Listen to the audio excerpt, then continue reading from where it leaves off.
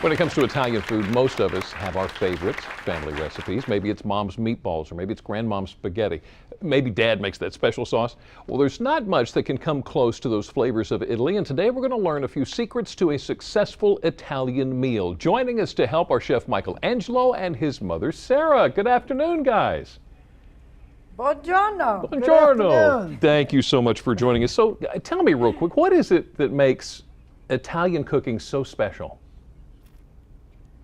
Well, you know, it's something that is normally people sit and enjoy together. I mean, the flavors of Italy coming to America. There's been so many people that immigrated to America.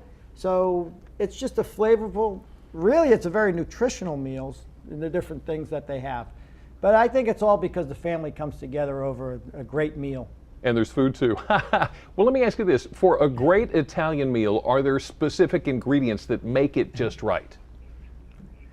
Well, in our house, it's always that you have to have fresh produce. Of course, all of your vegetables are hand-picked and they're going to be fresh.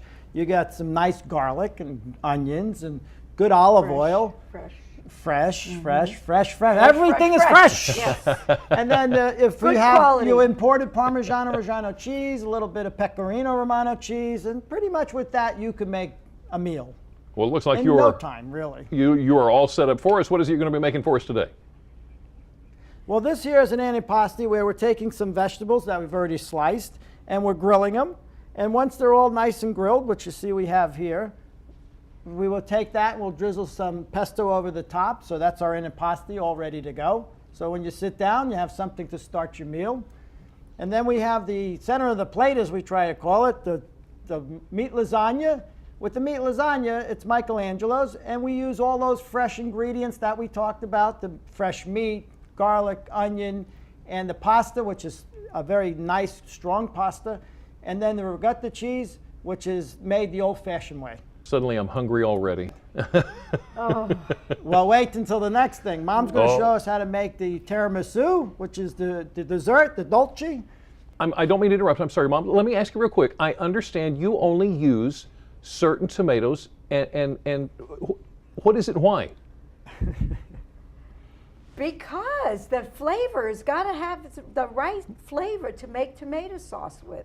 So we have our tomatoes specially grown for us in California, Northern California. Okay, gotcha. And we go up once a year and we make sure that those tomatoes, when they're picked, they are packed just specifically. Vine ripened. Vine ripened and We'd have packed to be there before they could start to pick those tomatoes to approve it.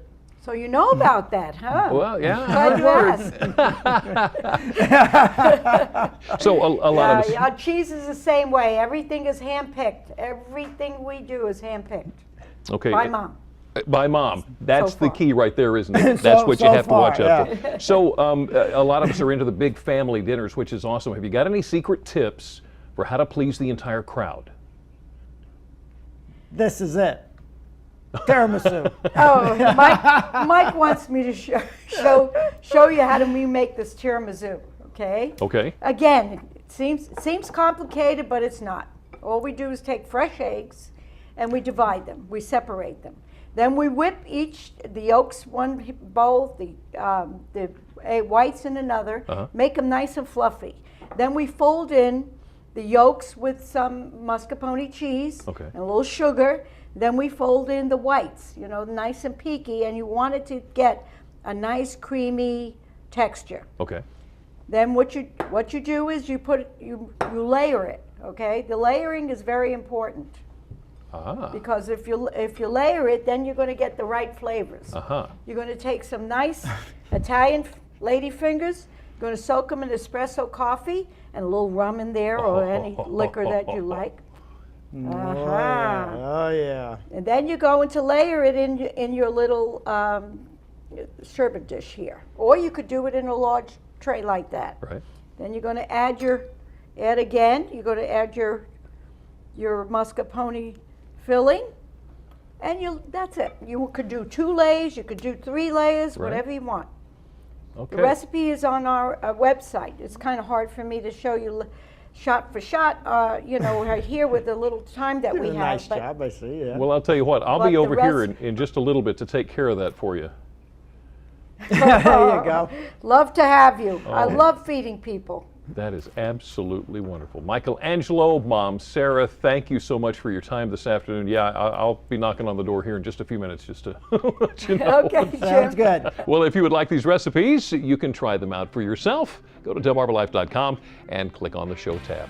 Michael and Sarah had some delicious ideas. Well, up next on Delmarva Life, it's Lisa's turn. We're in the kitchen with another Italian treat. This one, the entire family can help put together. And a little bit later on, we're talking families. Maybe you want to expand yours with one of these lovable faces. We're going to introduce you to a few more cats and dogs on Delmarva that are still looking for their forever home. Delmarva Life, we'll be right back.